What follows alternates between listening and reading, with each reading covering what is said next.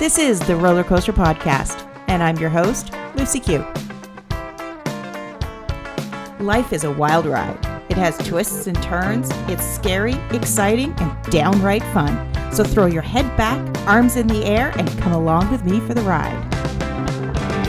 Life is like a roller coaster, baby, baby. I wanna ride. Okay, before we get started, check out nectargrowth.com. nectargrowth.com. It's free to join, but not for long. Nectar is an extension of the roller coaster. It's where you can start your own journey of self-exploration and growth. In Nectar, you'll find different topics of interest, daily blogs, affirmations, journal prompts, and you can connect with some of the fantastic coaches that have been on the roller coaster. Soon, we'll be adding videos, meditations, live discussions, and events. Our signature course is a journey of self-improvement, and it's valued at $397. But once you join, it's available to you at no cost. So if you're feeling stuck, if you feel like you need to change and not sure where to start with Nectar Growth Network. Come join us. You know you're worth it. Now, let's get on with today's show. We're all here on a journey, each one unique in its experiences, achievements, lessons, and struggles. Our choices along the way can bring us insight, growth, and happiness. Joining me today is Melissa Mayers, author of Recovering My True Self, which is the chronicle of her transformational journey from motherhood to organ donation and all of the twists along the way. Hi, Melissa. Hi, Lucy. Thank you for joining me. Thank you so much for having me. So it's my experience, and I'm speaking from personal experience, that when we go through that dark night of the soul, that we have the power to gain some of the most powerful insights. Yes. Where did your transformational journey begin? So my journey began in 2017. I was sitting on the couch with my husband, and I got this vision that I wanted to write a book. And my husband looked at me and said, okay, because my background had been in physical therapy. So I didn't have a degree in English. And, it was kind of just, it came out of nowhere. But I was doing Julia Cameron's The Artist's Way. I was reading the book and doing her self-recovery, like creative recovery. It's a self-study course, a 12-week self-study course. And I have always loved books on self-development, but this one was really blowing my mind. I was doing the morning pages and I was doing the exercises aimed in self-growth, and so much was coming up and so much was coming out, and I loved it. And I'd always been a journal writer, but this process was so therapeutic and I was digging so deep that I wanted to write a book about it. So I told my husband, and he was really supportive, as he always has been. And I started writing. I didn't know what the book would be about or what, where I was going, but I just kept writing. And then about 6 months, that was December. In the spring, we had found out that my husband was going to need a kidney transplant. And we had known previously, but we had put the process on hold because I was going to be the donor. And he was healthy. He's a physician full time. And he, the doctors said, well, monitor your blood work. And when it's time, it's time. So that spring, all of a sudden it was time.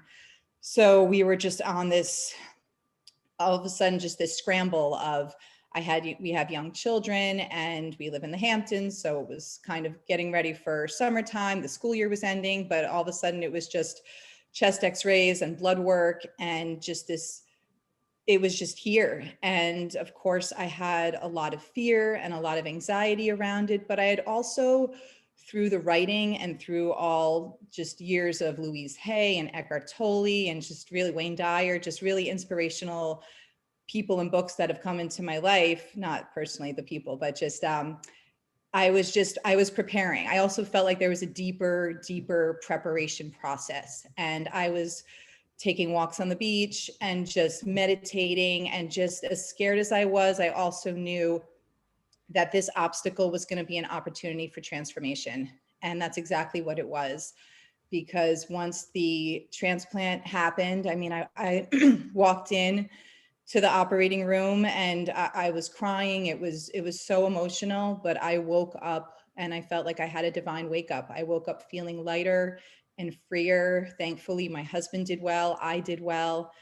And my life just changed as a result of it. And of course, when I came back to my book, I had some great new content and some great new perspectives about really how obstacles can become opportunities for transformation. And that's what the whole message for me of the transplant was about: obstacles becoming opportunities. Now, you mentioned, was it Julia Cameron's Creative Recovery?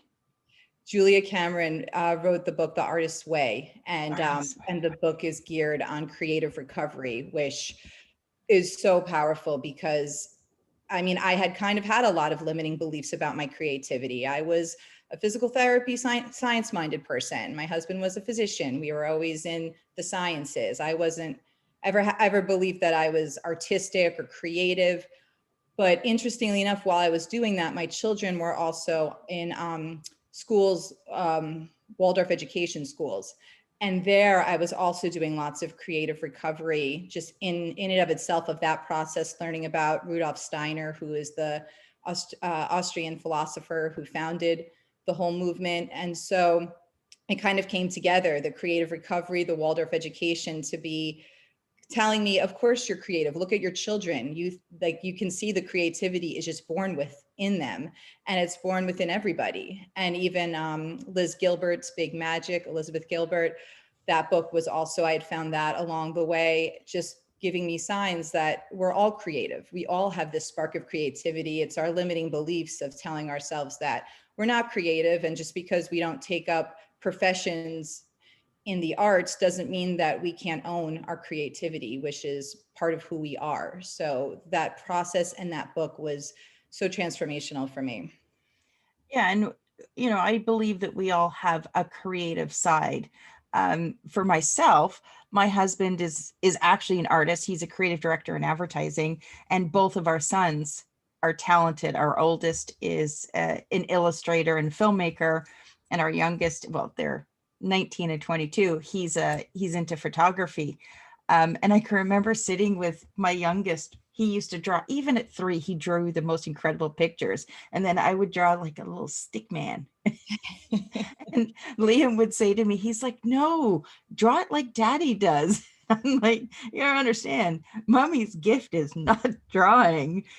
And at the time, I truly believed that I didn't have any artistic capabilities, any creative capabilities. My mother is an artist in different forms, amateur artist in different forms. My grandfather, her father, was actually a well-known oil painter. Oh, wow. So, I had these big artistic people around me. So I felt, I dimmed my own light when it came to creativity. And I've been dabbling in things like watercolors.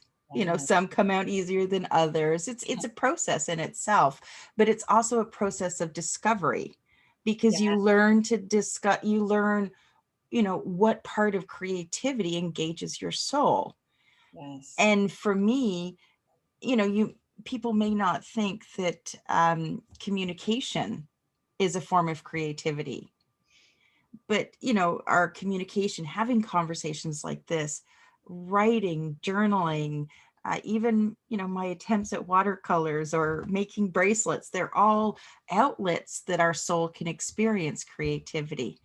Absolutely. And just creating our own life. Like, I was thinking about that too when I was reading Waldorf education books about creating your family's culture, which was what I was doing when my children were 1 and 3 and 2 and 4. I'm like, I'm creating the life that we're living in. Like, I mean, motherhood, of course, as you know, is so transformational, and all the parents know there. I mean, so that, that was a creative process, and just creating our daily rhythm, our culture, and our family. And then in Waldorf education classes, when they do watercolor painting the children, they say, don't even try and paint a tree or a person. Just watch the brush strokes and just breathe with the movement and see how the water moves and see how, just use primary colors and see how they blend together to be colors. And they always encourage you to do it alongside the children, because it's one thing to have children just paint and stand over them versus when you do it too and you're in that space. So I started doing that with them, like purely out of good parenting and trying to nurture them. And then I realized in that I was reconnecting to my creative self. And I had always done yoga and been very into mindful breathing. So I just found all the process. I was like, this is so mindful. I love it. And then, but not even thinking about the art part, but then realizing, no, but that's what art is. It's this mindful, creative, just layering and coming together of so many things. And that's the creative journey. And then I said, well, that I can relate to, and that I love. And then in the book and through writing, it just all came together and said, wow, of course I'm creative because I'm alive and I'm a person. And my story, I loved telling my story, and I had some insecurities about that. I said, I don't know why someone would want to read my story. I don't know if it's better than anyone else's. And then through lots of writing and getting over my creative insecurity, I said, no, of course I have a story and I want to hear other people's stories. And it's not about being better or worse. It's just about telling it with authenticity and telling it with integrity. And my favorite part of most self-help books is reading about the person who wrote it and and their journey and how they came to being. So I said, if I like reading their journeys, why wouldn't people want to read about mine? And I think that's how we connect. And I thought too, when I was writing the book, I didn't want to write this list of 5 ways to transform your life. I know sometimes when I hear people tell their story, pieces resonate, and the things that resonate all of a sudden become this roadmap of how to heal your life and how to heal yourself, more than someone telling you meditate every day and exercise and eat healthy. I mean, of course, those are wonderful things, and I love reading about them and learning about them. But sometimes when we hear someone share their story, we go, wow, that's amazing how meditation and walking and creative recovery inspired a journey. And I think with, going back to the benefits of creativity, I think when we're in those moments of creativity, you are fully present. And I also feel that there's a complete release of ego. Yes. Which is what you essentially need to reach that higher level of consciousness. However you want to interpret that, that's sort of, I think I don't want to say purpose, but that's one of the greatest gains from those moments of creativity. Definitely. And you mentioned about when you first started to wanted to write your book, you were questioning, well, who's going to want to read it? And, I've been through the same thing. I'm like, even with a podcast, it's who's going to want to listen to me? Because I grew up constantly being told to shut up because I didn't stop talking. That's just who I was. But I found that in sharing our stories and really being authentic in who we are, that's the essence of our human connection. Absolutely. And I think that's the story that's been lost, because we all put up this facade on social media. We all do it. Yeah. We're not posting the pictures of us when we roll into bed in the morning and shit's hit the fan and we look like a mess. We don't post those pictures. Although a couple of times I've been brave and posted a couple of funny pictures. But, we're a society where we're constantly having to present our best self. Yeah. And I think in doing so, we've lost that human connection. Sure, we're the most physically connected that we have ever been in history, but we're the most emotionally disconnected because we're not sharing our experiences. Right. And we all want to be heard and be seen for who we are. But instead, I think out of, fear and insecurity, we give the social media images of, of trying to look like we are living our best selves. And even though, of course, that's what we're trying to do and be, because that's why we're here. But there's this other side of knowing we could be judged, we could be, our work won't get accepted. So we have to kind of hyper overinflate and kind of, fake it till we make it. And in this way that is not authentic. But then I think the arts, in writing, and in lots of, ways like that, you can be really open, and you can really start to, I felt so heard after I wrote my book, because I just felt like, even if I'm standing in a conversation with adults and no one's listening to me, I would know in the back of my mind, my book has heard every page. And that started to just make me feel like there was less pressure from people and from situations, that I just felt comfortable and confident in who I was and what I was doing, even if I wasn't talking about the book and no one even knew I was doing it. And for a while, I didn't even tell anybody, because I didn't know how long it would take. And it was just like this little seed that was growing. And I didn't even want to, make it into something it wasn't. And people would, all of a sudden ask questions, oh, who's going to publish it? And all these things. And before you know it, I think that's what kind of kills a lot of the creative spark sometimes. So it was a very solitary journey, which, as an introvert, I really loved. And then after the kidney transplant, I had stopped drinking alcohol, which I would never have called myself an alcoholic prior to that moment, but I had consumed it regularly, socially, and I had stopped after, having surgery, and just my husband couldn't have it with the immunosuppressives. And I said, well, we'll do it together.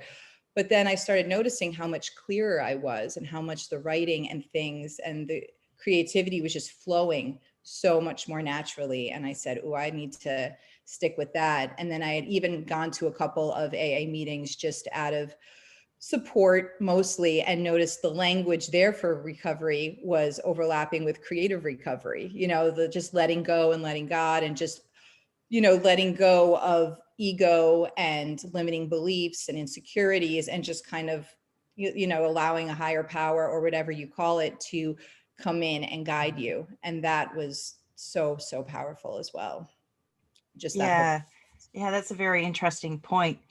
And, when it comes to sharing our story, I think one of the greatest gifts, I'm not sure how old your kids are now.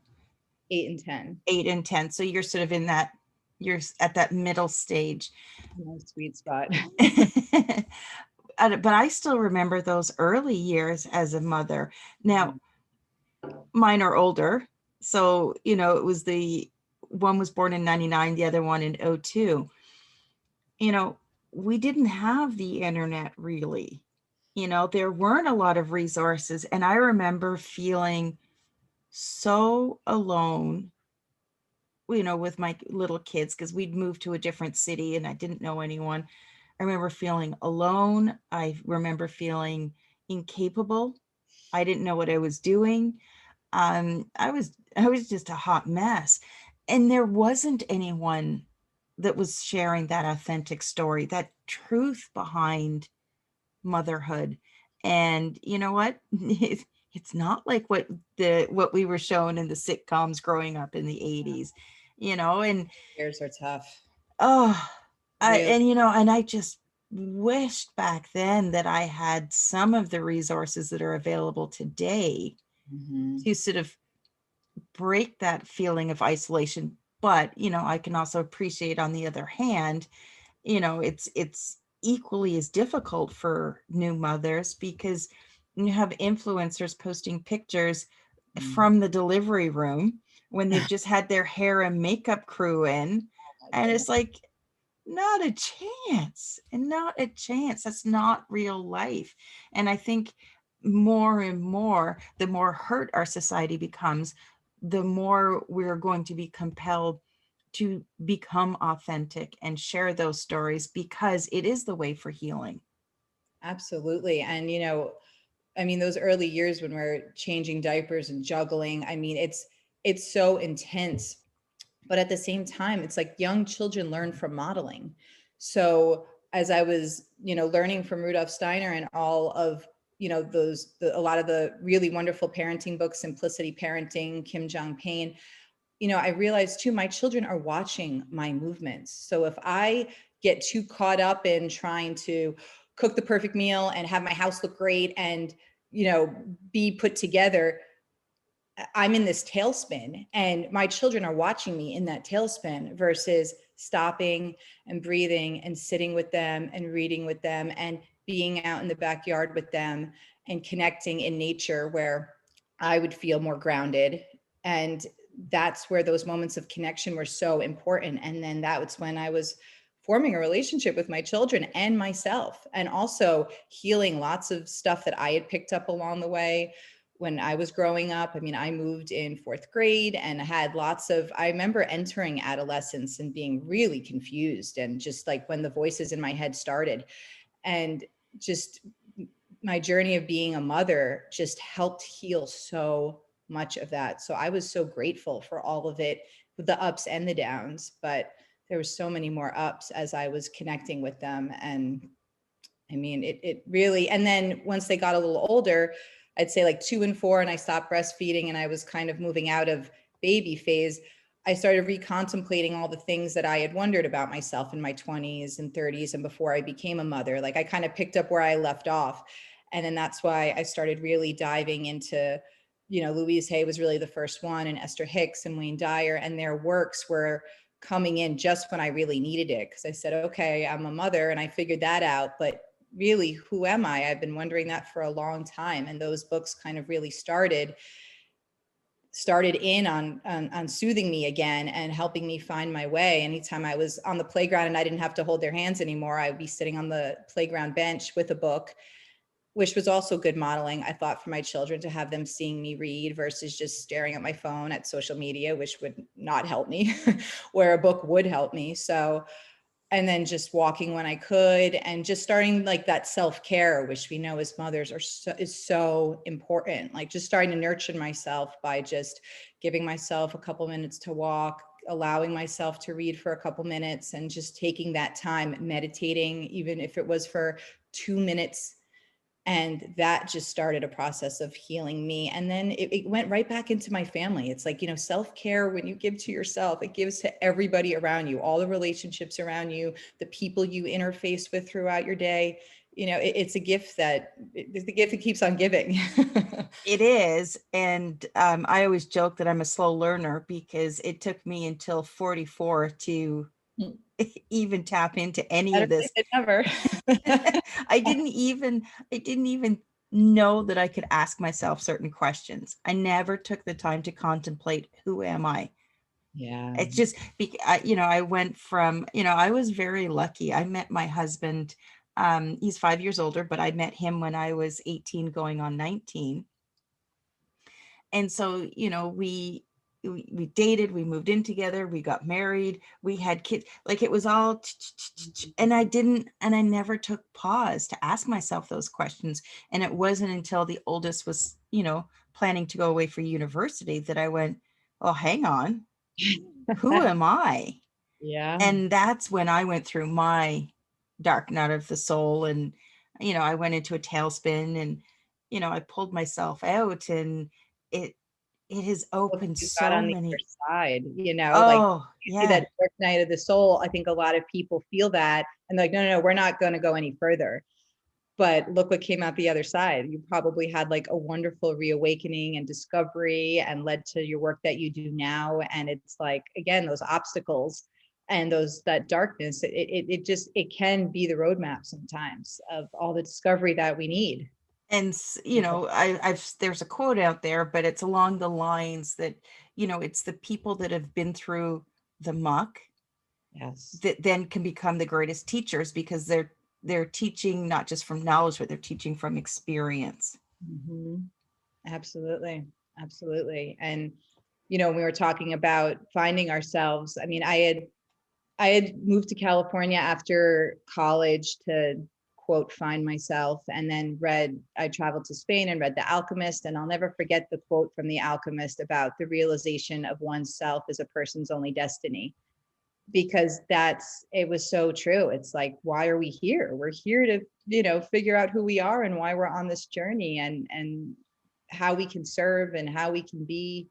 And I think so many of us, and rightly so, it's a luxury and privilege, honestly. I mean, so many people are just so busy and just so consumed with, trying to keep their head above water, it's really hard to get there. But it's like, I pray for everybody to ask that question and to do whatever you can to find that, and even if it's just a little bit, and even just closing your eyes and being still for a minute. I mean, that's the first step.